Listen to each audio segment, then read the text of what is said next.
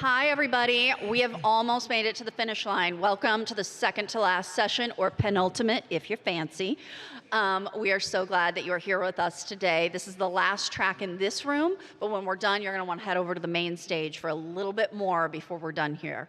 But we are finishing with a bang. We have a great presentation here on newsjacking, so we will get right into it. I am here today with Lainey Johnson. She is head of brand and paid media for Americas for E&Y, which you might remember as Ernst & Young, but they are E&Y now. And then we've also got Mike Rucker, VP Creative Director at NBC News Brand Studio. So we're here today to talk about a partnership that these two have formed and how that evolved into their newsjacking strategy. Tell me a little bit about your roles and how this partnership got started. For sure. Well, hello, everyone. I'm so excited to be here. I love Disney, so I'm excited to have this conversation at one of my favorite places. But my name is Lainey. I run brand and paid media at EY, and that basically means that I'm in charge of making sure that there's distinctiveness in the marketplace. Hi, everyone. Thank you for staying to the end. Much appreciated. I'm Mike Rucker. I lead the NBC News Brand Studio. We create branded content on behalf of advertisers for all of the NBC News properties, Today Show, NBC News, NBC Nightly News, and CNBC, which is how we work with EY.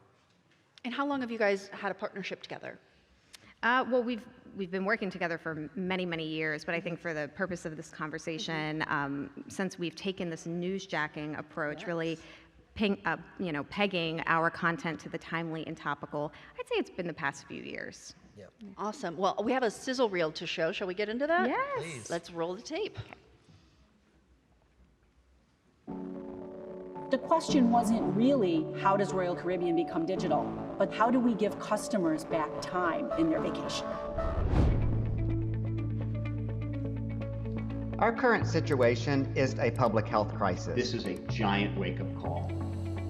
Welcome to Business Interrupted, a series of conversations about navigating the impact of the crisis on business.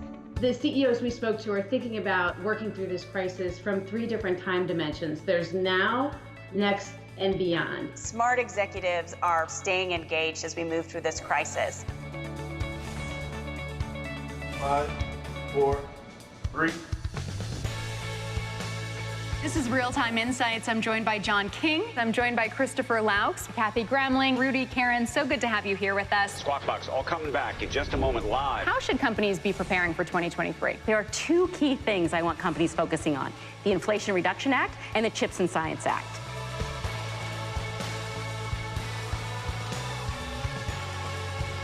Our study actually has discovered 6 very specific levers, and those are vision, collaboration, technology, process. Leadership is a big one, and also creating psychological safety.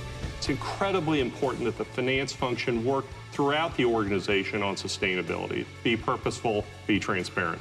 Culture can no longer be driven by proximity. And I think organizations now have to be a lot more explicit about what they want their culture to be and how they want their employees to experience it.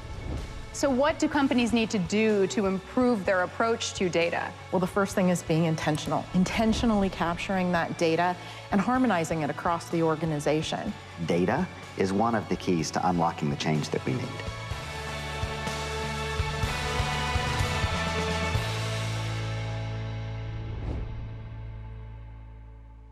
That's very exciting. Let's get into what we saw in that video, but let's start with, before you guys started this real-time insights strategy, what were you guys doing before? What was your strategy then? Yeah, so I would probably categorize our marketing approach, our advertising, it's very traditional. You would see, kind of like you saw at the beginning of this video, a lot of static imagery, a lot of copy, and we're gonna talk about how we got here, but what we have found is that really leading with our people, and pegging them to the timely and topical and letting that being really the spotlight of our advertising, that's been incredibly successful for us. If you don't know EY, we are a professional services firm. You may know of us for traditional things like tax and audit, but our people are doing so much more than that. They are transforming companies. They're helping business decision makers with the most complex challenges of the day. And so our people are in this incredible position to share these insights and provide amazing content for us. And so that's what we're really leading with, and we're replicating this formula across partners, and it's working incredibly well for us. We're seeing that taking this approach to our content, our target audiences are spending more time over benchmark with the content. They're spending more time on the hubs that we're creating. Our click-through rates are through the roof, and that's consistent across the board with taking this approach. And that's really predicated on working with partners like Mike's team at CNBC Brand Studio, and in addition to our agency partners like Essence MediaCom. I'm going to brag on Mike a little bit. So, Mike, in addition to being an incredible strategist and leader, he's a former journalist. And that's what you get when you work with these incredible partners like CNBC Brand Studio is they're bringing this kind of arsenal of expertise to the table to help our SMEs shine in the best way possible. You're getting the expert storytellers from former journalists. You're getting incredible production because it's CNBC, it's NBC Universal. You're getting, incredible creators and creatives. And so when you marry that with great content like these SMEs who are have these insights because they're doing this work every single day, and you're teaming with incredible partners to be able to bring that to life, it's really a winning recipe for us.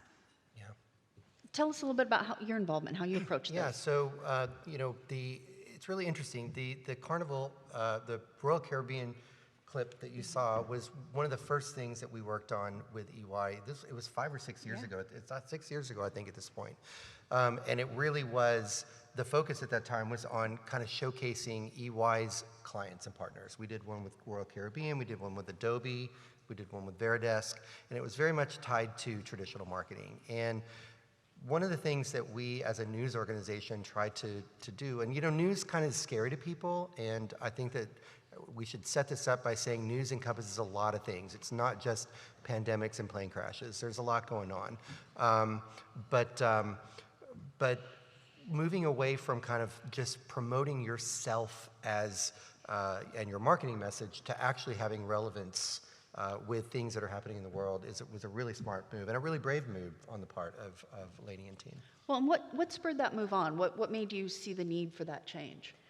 I think the pandemic was really the impetus to that, as you kind of saw in the video. So if we really take ourselves back to 2020, I mean, everyone in this room was feeling uncertainty, but the business community was feeling that uncertainty across so many fronts, right? There were so many questions that the C-suite were facing, whether it was, what are the tax implications to my business? What are the supply chain implications? What about health and safety, culture, wellness, all of these things? And when we looked around the organization, our people in the height of the pandemic, they were in the middle of that, and they were advising these business decision makers in the C-suite to navigate through this incredible complexity. And that's when I think the light bulb really went off for all of us was, well, why aren't we sharing these insights? Why aren't we making that be the focus of our advertising? And that was really how this program, Business Interrupted, came to light. It was a multifaceted program. We teamed with anchor Caroline Woods, who you saw in this video, who's the host of Market Brief on CNBC.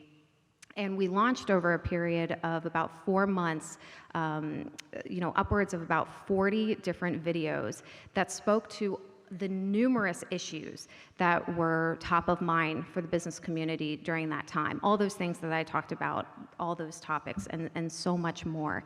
And we backed that by an incredible promotion plan. It was hyper-targeted to the business community. We were constantly looking at what are the things that are being talked about in the news so that it was timely and topical.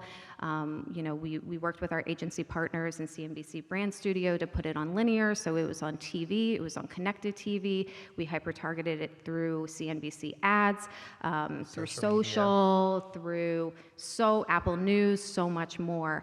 And it was incredibly successful for us. Again, we saw the time spent with the content was incredibly resonant from all the metrics, but also the content was useful well beyond the advertising purposes in which it was intended.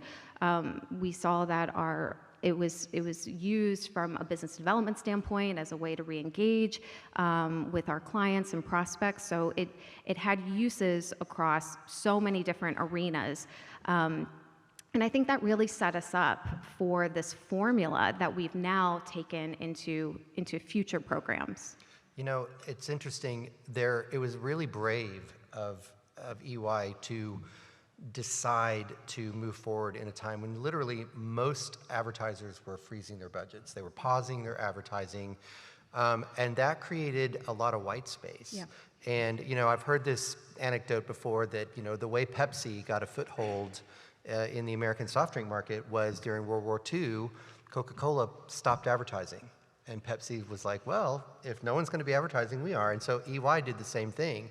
We had another major client, you know, an asset management company, a really big, you know, thought leader company that completely paused advertising, and EY stepped up and said, all right, we can do a couple of things. We can help people, which is an important part of what you do, but also we can promote how well we do it and how smart we are and what smart thinkers we have. And so, you know, it's not just altruistic, but it actually did help businesses navigate what was a really, really unprecedented time in our lifetime.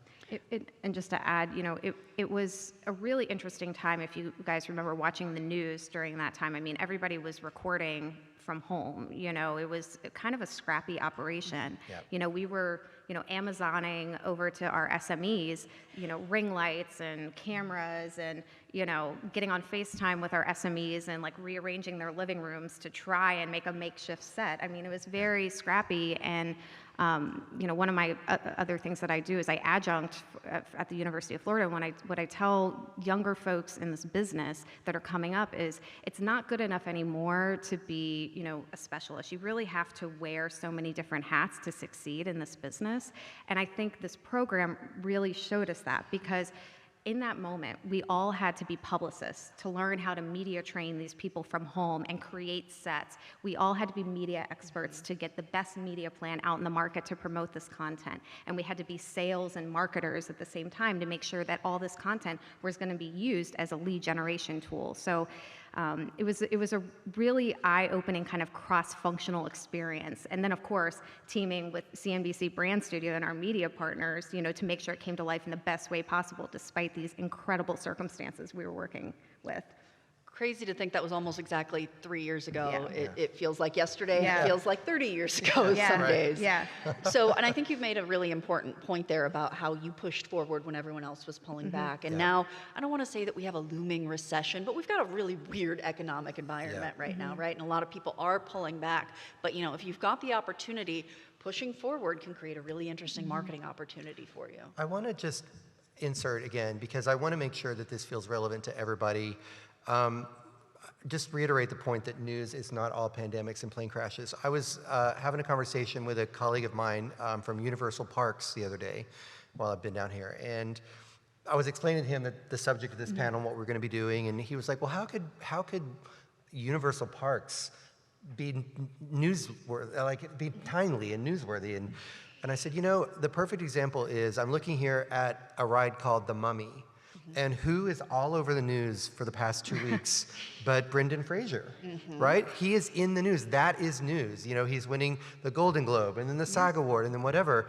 That is the perfect way to take something that's newsworthy and topical that you don't have any IP to or rights to or anything, but tag Brendan Fraser, tag the Oscars, whatever, get it out there, and remind people that Brendan Fraser has a mummy ride at Universal Parks, and you could see the light bulb go off over his head.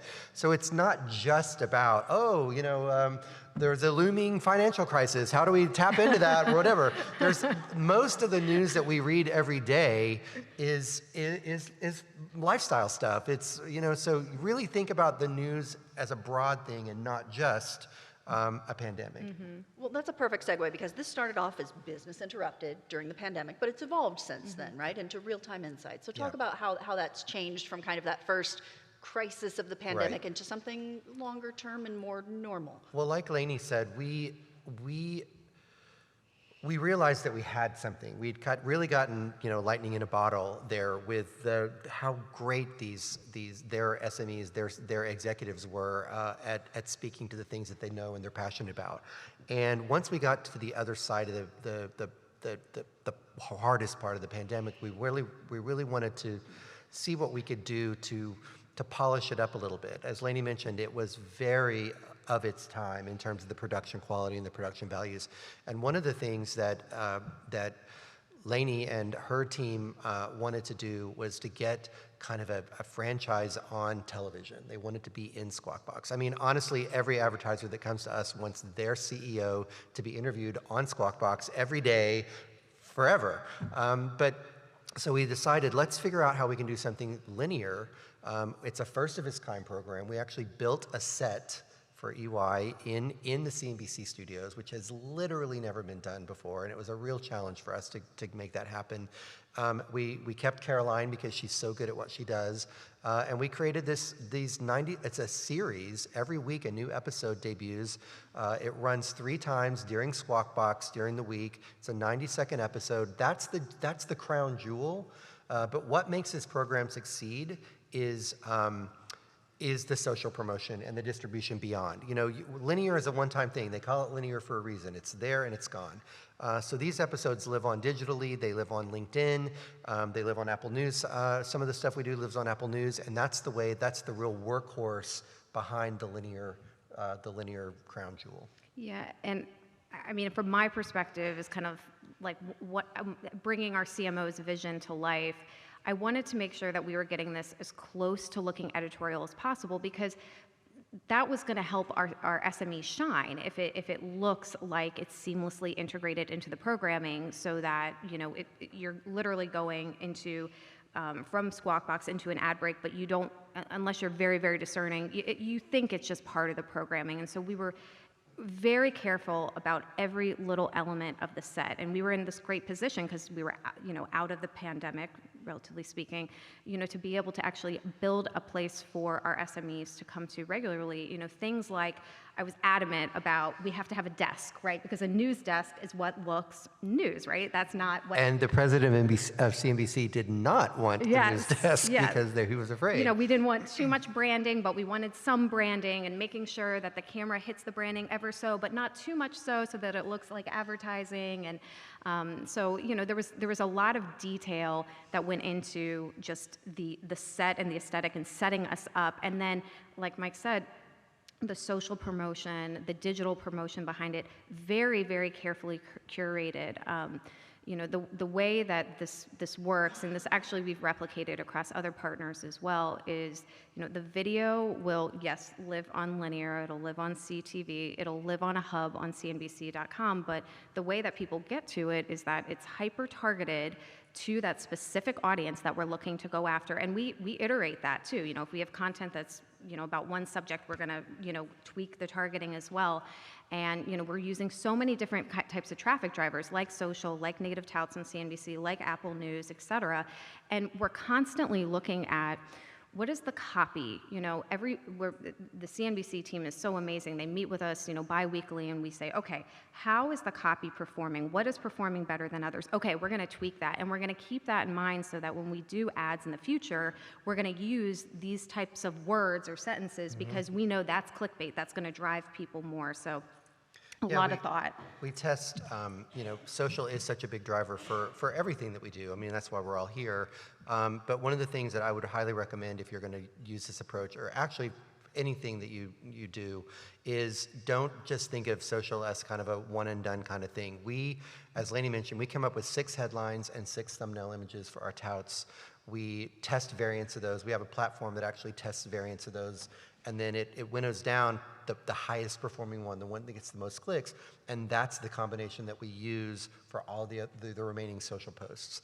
If you're posting something, post it one day and then post it a few days later with a different image and a different headline, and see if you get more clicks, and if so, use that for your remaining stuff. People don't really realize it, but if you follow any news brand or media brand, the same things get posted over and over and over again, and they use different images, and they use different headlines, and they use questions, or they use numbers, or they use whatever, and we take those learnings and apply it to how we promote this news style content. What platforms specifically? Like where are you reaching your audiences? With this particular one, we're reaching them on LinkedIn is the biggest one. Sure. Other EY campaigns, we've used Twitter, we use Apple News a lot. Apple News is actually a really great platform. We have a brand channel, but we also do paid media behind for the individual episodes as well. And we also have a performance agency, Gen 3, so they're going to help us on things like, SEM as well.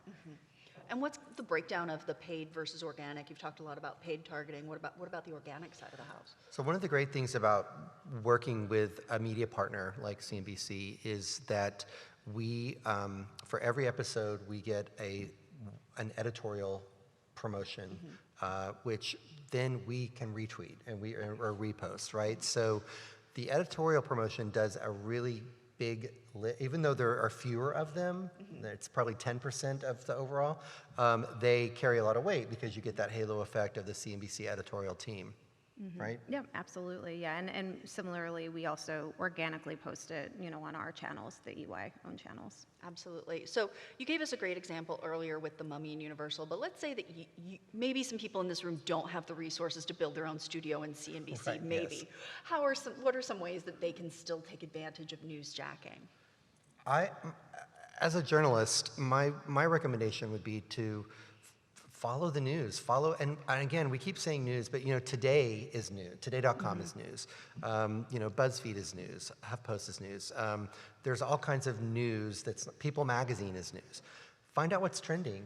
Use Google Trends and find out what's trending and see if it applies in some way. I guarantee you there are ways to make those connections. You just have to look for them. Yeah, and I think that and being very in tune with your target audience. So I'm mindful here that like 90% of this room is probably not targeting business decision makers and CFOs and CEOs and all the C titles, right? But for us, I mean, we're going to CNBC and we're going to Squawk Box because that's what a CEO is watching in the morning, right? That's where they're going throughout the day to get their news, to look at the markets and whatnot. But, having your pulse on, well, where is your target audience? And it may not even be in the places that, you feel very like, of course, like for us, there are affinity type of avenues that we should think about. I mean, our target audiences are human. Yes, they're CEOs running the biggest companies, but they're also humans watching football. They're also humans who are interested our parents are interested in fashion, Right. So really just, I think the value of, it's so just kind of basic and academic, but like doing persona work, that can be very helpful in addition to, following the trends and following the news, like Mike says. Awesome advice. Well, let's get to know our target audience now. If you have questions, raise them up. Morgan will come to you with the microphone. While she's doing that, let's give it up for our amazing panelists, for Mike and Lainey. Okay, what questions do we have? Let's see those hands. Dun, dun, dun. Okay, I do see some. Excellent. Hello, I'm Holly Ryan, and I work for a dietary supplement company. My question is about taking advantage of those trends in a timely manner when you see them arise. Personally at my organization, we do have kind of an approval path that our content needs to go through that involves legal and all kinds of stages. So do you have any tips on kind of expediting the process if necessary, or how to really take advantage of something that's trending in a timely manner? Well, I'm in solidarity with you, sister, because there is no organization that is, well, maybe there is, but I totally understand. I mean, we are, we have to answer to the regulators, and, we have legal and standards. And frankly, this is complex subject matter that we're talking about. We're talking about changing tax law and audit and, digital and all these things that are constantly changing. So I can totally understand where you're at. I think if you are endeavoring to do a program like this and you're spending the time and resources to do it. There has to be expectations set from the beginning, and making sure you're bringing in those people and those systems ahead of time so that you are making the approval process as easy as possible. You have to do those approvals, that's required. There could be major implications, but making sure that you're bringing those people in from the beginning and they know the expectations that when a document comes over, they need to review it. In order to do this, it's gonna be a 24-hour turnaround, and helping them understand the business value. So I think sometimes when you're dealing with, maybe legal counsel or, they're all coming from their own very valid vantage point, right? They're avoiding risk. They want to make sure that the information is accurate, but helping them understand that their partnership and their quick partnership is actually going to aid in a business benefit, and helping break that down in a simplistic way that they can understand. That helps them understand, okay, this is why I want to team and partner and not be a barrier and be quicker in my action. Fully agree. One of the major, benefits of this is you're going to be able to reach new audiences by tagging and, and mentioning people that you normally might not do. It's so important to define a process clearly at the onset and define the parameters. Once you know, okay, it's okay to do a hashtag. It's okay to celebrities who fit, or whoever, newsmakers that fit into this category because they're in the public domain. Establish that up front, and then establish the process. You'll find that it gets easier and easier every time. Hi, I'm Olivia Toole with Ascension Healthcare. So I work in internal communications. I know that this is more external based, but what kind of strategies could you see translating over to internal communications with associates?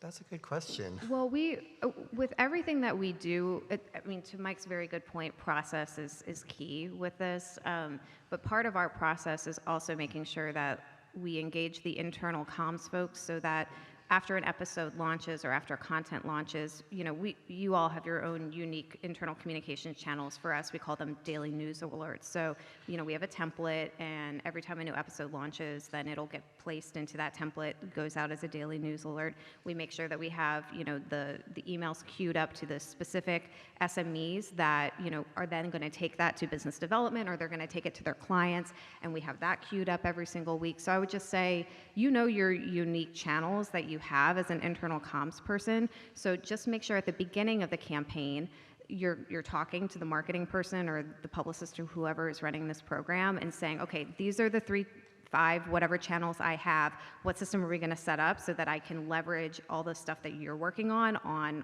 my channels, and then set up like an easy system for getting that over to you.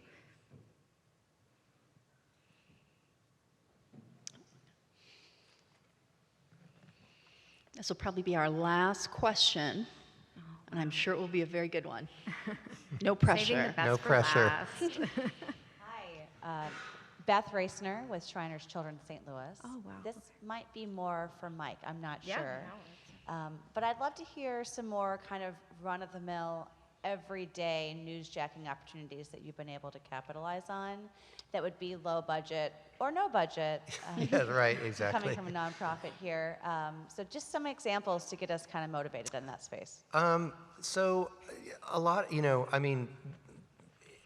award season, is very easy to, I mentioned Brendan Fraser before, but, whether it's the Grammys or whatever, you can, if there's any connection I'm trying to think of Shriners, feel-good stories, you see all the time, feel-good stories, in Upworthy or things like that. Link to those, tag those stories. And, another happy story, we're all about happy stories at Shriners and whatever. I honestly think social media, by its very nature, is designed to be shared and socialized, right? And so I don't think, within whatever parameters you can come up with in your organization, the more you can tap into what people are talking about in the news, the better. Awards are good, movies are always good. Again, you have to make sure that you're not crossing any legal boundaries, but I'm trying to think off the top of my head.